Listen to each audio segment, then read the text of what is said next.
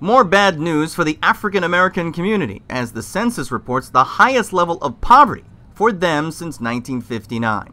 27.4% of the country's 44 million blacks, 1 in 4, earns less than $11,000 a year, what the government considers a bare minimum income to survive.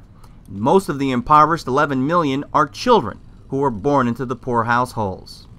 We cannot, ultimately, at the end of the day, we cannot address all of the symptoms of poverty without getting to the root cause of it. Charles Barron represents one of the largest African American communities in the country in Brooklyn, New York.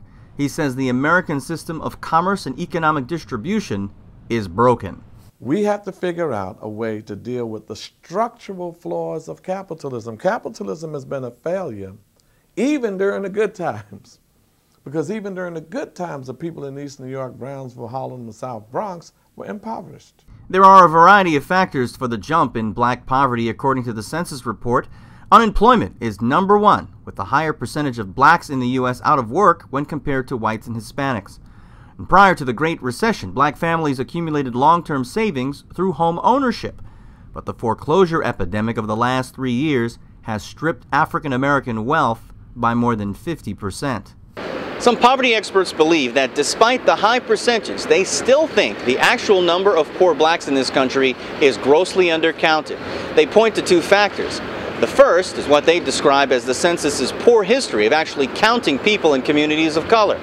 The second is the category formula of the census, which excludes immigrants from Caribbean or African countries.